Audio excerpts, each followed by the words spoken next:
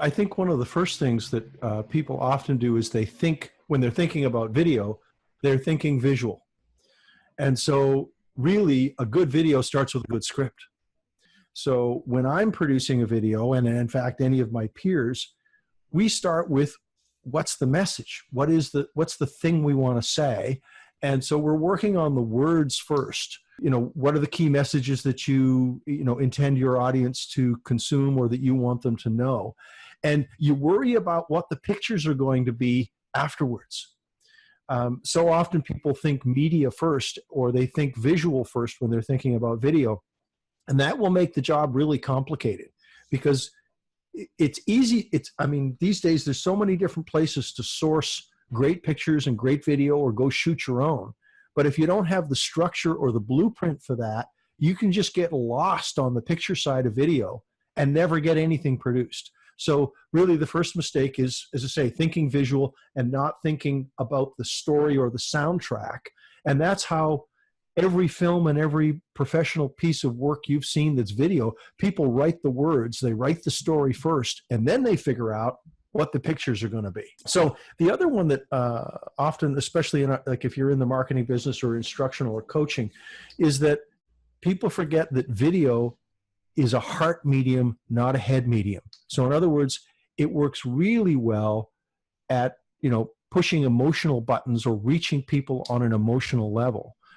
And if you put together something that's intended to be instructional, or you're a coach, or trying to get information across to people, if it's too information heavy, or in fact is all information and there's no emotional connection, people won't finish watching what it is you spend all of those hours creating.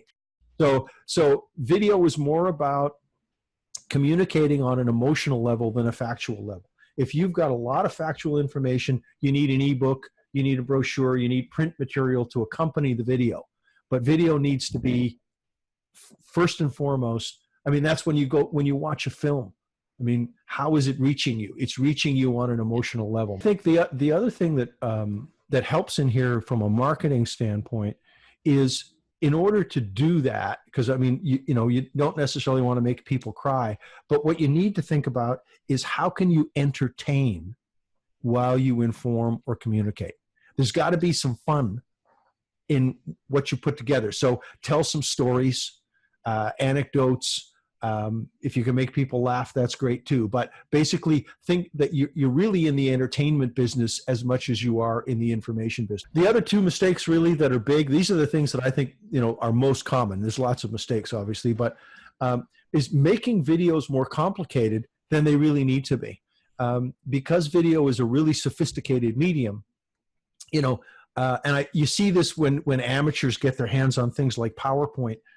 They use every one of the visual transitions that's available. Right. And of course, the same thing is true with any video production. There's all kinds of titling tools, and there's special effects, and there's green screen and all of this kind of stuff. And really, especially if you're starting out, is just keep it simple. When this comes from filmmaking particularly, but if you're going to do something interesting on the screen, what is motivating that technical trick? Like, why would you use a particular visual transition? Why would you use stars, as opposed to a fade? Why would you need a green screen so everything that you're doing, it's like, don't go looking for technical gadgets and tricks that are going to complicate your production. If you've got a good script and you've figured out your story and what it is you want to say, that should dictate the choices you make technically. And you should always really be fighting to keep it simple, because then it'll cost you less, it'll take less time to produce, and frankly will be oftentimes more engaging. Things that get overly complicated, and ad agencies will do this with video ads, is, if somebody says, wow, the cinematography was great, it's probably a bad film. The technology should be invisible. And then, of course, the simplest thing, and I'm bad for this myself, is asking for help. You'd be surprised how fast people will come to your rescue when you say, I'm having a problem and I need your help. because there's some, I mean, there's lots of talented people on the planet in the video industry, and often they're underemployed. And so an opportunity to show off what they can do, I mean, really, you'd be surprised. The film industry and the people who are in it are, they're team players and they love to give. And so, you know, reach out. Just simply ask for help, and you'll be surprised how much you'll get. So then you're not struggling to try and do something you've never done before. I'm going to take one step back here, and that is X factors, which I think is really an interesting question. And this is the stuff that's kind of like the secret sauce in the film industry, and that is that stories sell. And so that no matter what it is you're trying to communicate, you've got to find anecdotes or stories to put into it or to wrap around the information that you want to put forward. And that will make an interesting video. It also makes an interesting ebook. But and then the really big one is great audio is actually the secret to great video. You'll put up with bad picture quality as long as there's good sound. But it doesn't matter how great the pictures are. If the sound quality is poor, you won't tolerate it. You'll change channels. You'll throw the DVD out because you can't hear what the actors are saying or what the performers are saying. So sound is critically important. The quality of sound, which of course is, again, your script, is critically important to a great video. So you can have, you know, something as simple as a PowerPoint and get your message across as long as your soundtrack is good. So a good microphone also, of course, is important. And then planning, just like building a house, you know, imagine building a house without a blueprint. So the short form to that is specificity equals success. The more specific you can be about what it is you want to do, the more likely you are to achieve that goal. And then the last thing here in the X factors, technology is a trap.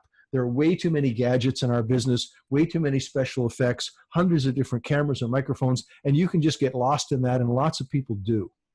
But keep it simple. So those are the four kind of X factors. Success in the industry, or success with video, has a lot more to do with good planning and developing skills. These days, people are actually producing high-end commercials just using an iPhone, just to prove a point. So it can be done with something as simple as the laptop you've got and nothing more. So I want to talk a little about, and I think hopefully people find this interesting, is the difference between why you would choose to do it yourself versus for you service. Oftentimes, it's just simply, if you go to places like Upwork or Fiverr, you'll find some very talented people who will write a script for you, who will do graphics for you.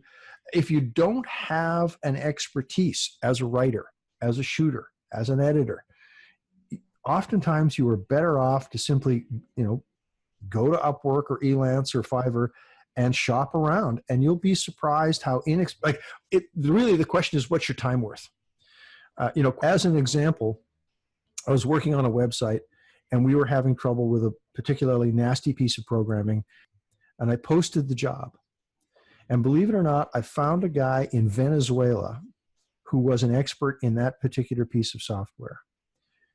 It took him an hour and a half. He charged $16.50 an hour. It cost me $32 to have the problem solved that I had wasted 2 days on. So that's when you, if you don't know and you're spending a tremendous amount of time on things that you know shouldn't really take that long, right, it's time to hire somebody else. And really, so it's based on how much is your time worth. Right. Because really, you could be doing other things more effectively, marketing your own business, writing new scripts, working with clients when you're trying to produce something that you have no skill with. Are your do-it-yourself videos meeting your own standards?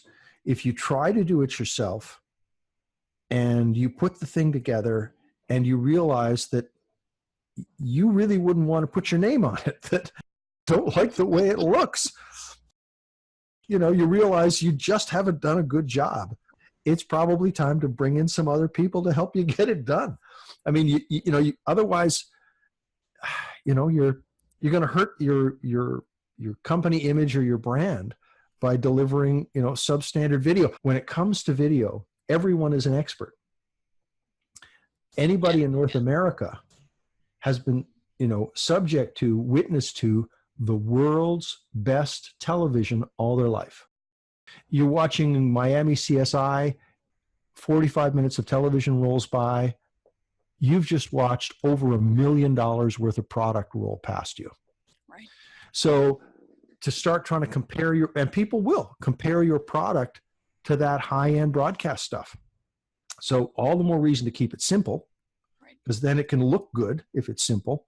But also, if you try it yourself and you realize your graphics don't look so good, your audio doesn't sound so great, it's probably time to get some help. So yes, if you paid for what you produced, would you be happy? That's the sort of the last question.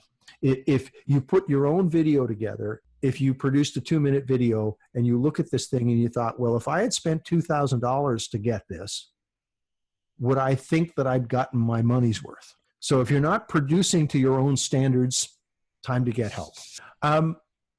Here's some help. There are really at least 12 different ways to distribute your video. And the Video Marketer's Cheat Sheet outlines, and very briefly, those 12 different distribution channels. You want to maximize or get leverage out of anything you produce. And so, I mean, everywhere you go now, there are digital displays. In coffee shops, at the airport, the doctor's office, of course, websites, PowerPoints. So this is hopefully just a helpful little reminder of the various places that you could get your video shown, along with the obvious, which of course is your website, YouTube, and Facebook.